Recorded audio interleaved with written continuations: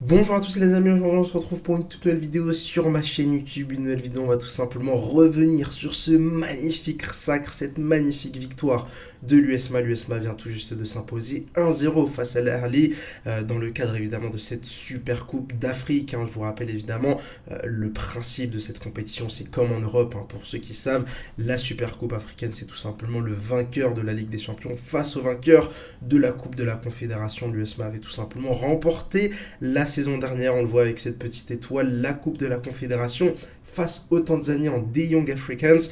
Et puis évidemment l'équipe de Ben Chirha a affronté tout simplement El Ahly, les Égyptiens, qui étaient évidemment les grands favoris de ce match. Énorme victoire pour le football algérien, énorme victoire pour l'USMA qui en l'espace de quelques mois a tout simplement énormément rempli son armoire à trophées sur le plan continental. C'est vrai que l'USMA faisait partie de ces gros clubs algériens qui n'avaient rien gagné sur le plan continental. En quelques mois tu remportes cette coupe de la Confédération, en quelques mois tu remportes cette super coupe africaine face à l'Ahly. Vraiment un succès de prestige qui a d'ailleurs été salué par la Fédération algérienne de football qui quelques instants après la victoire, les instances évidemment du football algérien qui ont évidemment félicité l'USMA. Ça fait plaisir les amis, ça fait plaisir de voir des clubs au niveau, ça fait plaisir de voir des clubs qui brillent. C'est vrai que ces dernières saisons on a eu des clubs quand même qui ont été très décevants. Je pense par exemple au CRB qui n'a clairement pas tenu son rang et assumé son statut de meilleure équipe du championnat algérien. Je pense aussi par exemple en ce début de saison une équipe comme Chlef par exemple qui s'est fait éliminer des barrages de la Coupe de la Confédération, une équipe comme le CSC Constantine qui s'est fait éliminer aussi des barrages pour la Ligue des Champions. On n'arrive pas au niveau des clubs à être suffisamment régulier et c'est vrai que la régularité on l'a du côté de l'USMA.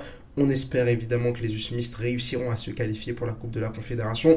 C'est vraiment dommage de ne pas les voir en Ligue des Champions parce que c'est vraiment un groupe qui a énormément de qualité. Le match avait évidemment lieu sur terrain neutre du côté de Jeddah, du côté de Riyad, si je ne me trompe pas, du côté de l'Arabie Saoudite. D'ailleurs, c'est quand même assez surprenant, il faut le dire. C'est un match de super coupe africaine, c'est un match de super coupe qui concerne le continent africain. C'est quand même relativement étonnant d'avoir ce genre de match-là se jouer en dehors de l'Afrique. Il y en a qui vont me dire oui mais bon l'Arabie Saoudite a les infrastructures, oui mais bon l'Arabie Saoudite a sûrement lâché un bon billet pour pouvoir et permettre tout simplement d'organiser ce match-là. Moi personnellement ça me dérange de voir ce genre de match-là en dehors de l'Afrique. Et c'est vrai que peut-être qu'un jour on aura une Coupe d'Afrique des Nations en dehors de l'Afrique, peut-être qu'un jour on aura une Coupe d'Afrique des Nations au Qatar, en Arabie Saoudite. Faut pas oublier que la Coupe d'Afrique des Nations en 2021, en 2022 du côté du Cameroun a failli être délocalisée à la dernière minute du côté du Qatar. Donc pour moi c'est vraiment très embêtant de voir ce genre de match-là du côté de l'Arabie Saoudite. D'ailleurs les joueurs égyptiens qui ont pratiquement joué à domicile, il faut le dire.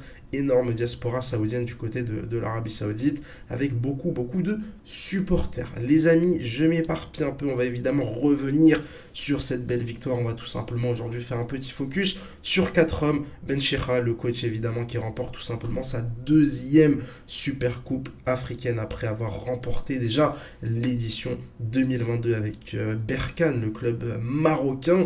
On va évidemment parler du capitaine d'équipe Belaïd, son comparse, son compère, son coéquipier au niveau de la charnière centrale, Alilette. Et évidemment, on finira tout simplement par l'homme du match, de mon côté, Ben Bot. Les amis, commençons évidemment par le coach Ben Chirha qui a vraiment fait un excellent travail du côté de l'USMA. Alors évidemment, les résultats l'année dernière en championnat n'ont pas été suffisants, n'ont pas été satisfaisants avec cette place qualificative en Ligue des Champions qui leur a échappé. Mais quand même, le bilan il est là. Et à un moment donné, c'est un mec qui vient, qui te fait remporter tes 2 premiers titres africains. Peut-être on rajoutera une deuxième étoile sur le logo de l'USMA. On verra bien comment ça va se passer du côté des dirigeants de l'USMA. Mais en tout cas, énorme travail de sa part. Il a un effectif de qualité et puis surtout, il y a une solidité, il y a vraiment un esprit d'équipe. Il y a il y a quelque chose en fait, il se passe un truc sur le terrain et c'est vrai que je parlais du CRB il y a quelques instants, la saison dernière, le CRB qui se fait exploser face aux Sud-Africains en quart de finale de Ligue des Champions, il y avait strictement rien collectivement du côté du CRB qui pourtant je pense que le CRB individuellement a un effectif au moins aussi bon, voire meilleur que celui de l'USMA. Voilà, ce qu'incarne tout simplement Ben Chirra, voilà, le général, c'est vraiment le général. Alors évidemment on parle de football, on aimerait bien parler tactique, on aimerait bien parler technique, on aimerait bien parler beau jeu, mais il y a un moment donné où quand tu affrontes des équipes qui sont plus fortes que toi, parce que je pense que les Young Africans étaient très certainement plus forts que toi la saison dernière, je pense aussi que cette équipe d'Al Ahly était très certainement plus forte que toi, mais tu réussis à avoir cette solidité, tu réussis à avoir ce côté hermétique défensivement, et forcément le coach n'est absolument pas étranger à tout cela, donc forcément on est obligé de le dire. C'est vrai que souvent on dit quand l'équipe gagne c'est grâce aux joueurs, quand l'équipe perd c'est à cause de l'entraîneur. Écoutez, l'USMA vient de remporter un deuxième titre continental, un deuxième titre africain, et j'ai tout simplement envie de commencer par le coach et de le féliciter. Allez, on va tout simplement enchaîner avec le capitaine d'équipe Zinedine Belaïd. Belaïd qui est vraiment, forcément, il a marqué ce penalty, hein. Déjà on est obligé d'en parler.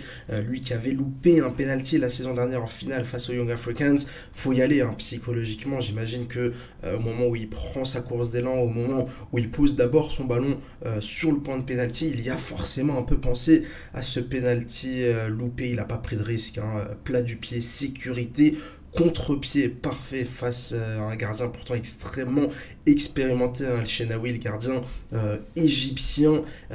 Performance vraiment encore une fois XXL, c'est pour moi vraiment l'avenir tout simplement du championnat algérien, mais surtout de l'équipe nationale. C'est un joueur, voilà, il y a un peu de regret de le voir rester à l'USMA, il y a un peu de regret de se dire que, je vais pas dire qu'il va perdre une année dans sa carrière cette saison du côté de l'USMA, mais je pense que c'est un joueur qui n'a plus rien à faire du côté de la Ligue 1 algérienne, c'est un joueur qui n'a plus rien à faire du côté de l'USMA et qui aurait dû quitter l'Algérie pour l'Europe dès cet été pour pouvoir progresser. Maintenant voilà, il y a une saison 2023-2024 où va falloir penser à ton avenir, va falloir penser à la suite de ta carrière, se préparer physiquement au passage à l'Europe. Et c'est vrai que voilà, il est un peu dans un fauteuil, c'est un peu son club, c'est lui le capitaine, c'est lui le boss, et c'est vrai que sur le terrain ça se voit vraiment, des défenseurs très forts. On enchaîne les amis avec Khalilette. Alors lui vraiment je voulais en parler parce que c'est tout simplement pour moi l'un des joueurs les plus sous-cotés du championnat algérien, l'un des joueurs les plus sous-cotés parmi voilà, les gros clubs. On parle évidemment beaucoup de Ben Lamri, on parle beaucoup de Belaïd, on parle beaucoup de Tougaï, on parle beaucoup aussi par exemple d'un Kedat du côté du CRB, mais je trouve qu'à Lillette, on n'en parle pas suffisamment. Le défenseur central de l'USMA qui encore une fois a sorti une énorme performance. Déjà pour moi, la saison dernière en finale face aux Young Africans, c'était pour moi le meilleur défenseur des deux. Belaïd avait fait une bonne double confrontation, mais vraiment à Lillette, notamment au match retour, il avait été vraiment héroïque. C'est tout simplement pour moi un joueur qui mériterait d'avoir sa chance en sélection. Alors forcément, il y a beaucoup de concurrence. Forcément, ça va être compliqué d'être rappelé, étant donné que la Coupe d'Afrique des Nations va vite arriver et que Belmadi, je ne le vois pas voilà, intégrer encore une fois de la nouveauté lors de la prochaine liste. Mais pourquoi pas après la CAN, après les départs par exemple définitifs de Mandi, de Ben Lamri, des joueurs qui je pense risquent de prendre leur retraite internationale après cette Coupe d'Afrique des Nations. Pourquoi pas voir tout simplement Alilette sélectionné, en tout cas très intéressant, très intéressant tout simplement, très fort pardon, ce qu'il a proposé aujourd'hui. Pour moi vraiment l'un des meilleurs joueurs de l'USMA, et comme Belaïd je pense que c'est deux joueurs qui risquent pas de s'éterniser très longtemps du côté d'Alger. Et on finit les amis évidemment par, pour moi en tout cas, l'homme du match, Ben Bolt, encore une fois, le troisième gardien de la sélection algérienne, a tout simplement prouvé qu'il avait le niveau international. Il avait prouvé aujourd'hui encore une fois qu'il n'avait pas volé sa place avec la sélection algérienne. C'est vrai que ce poste de gardien de but en sélection, c'est très difficile, il y a de la concurrence. Il y a Mboulhi qui devrait revenir potentiellement lors des prochaines trêves internationales. En tout cas, je trouverais ça quand même assez injuste de ne pas le convoquer pour la Coupe d'Afrique des Nations, avec tout le respect que j'ai pour Aïssa Mboli. Et on verra comment est-ce qu'il va revenir du côté du CRB, dans quel état de forme, est-ce qu'il aura vraiment le niveau, entre guillemets, pour pouvoir reprendre sa place de numéro 1 face à Mandria, face à Moustapha Zarba. En attendant, je trouve que ce que propose Ben Bot, c'est très fort. Il est super intéressant sur la ligne, c'est un gardien vraiment extrêmement rassurant. Voilà, moi personnellement, si j'étais défenseur, si j'étais joueur de l'USMA, Franchement, si j'ai Ben Bot qui est derrière moi, je serais hyper rassuré. Je sais que c'est un gardien fiable, je sais que c'est un gardien qui est capable de sortir de gros arrêts, qui est capable, sur coup de pied arrêté, d'aller soulager sa défense. Bref, l'homme du match, évidemment, grand artisan de ces 2 titres africains. Voilà les amis, du coup, pour cette petite vidéo. Bravo à l'USMA qui remporte tout simplement son 2e trophée africain. On verra si les joueurs, enfin si les dirigeants de l'USMA décideront d'ajouter une 2e étoile. Écoutez, bon, pourquoi pas.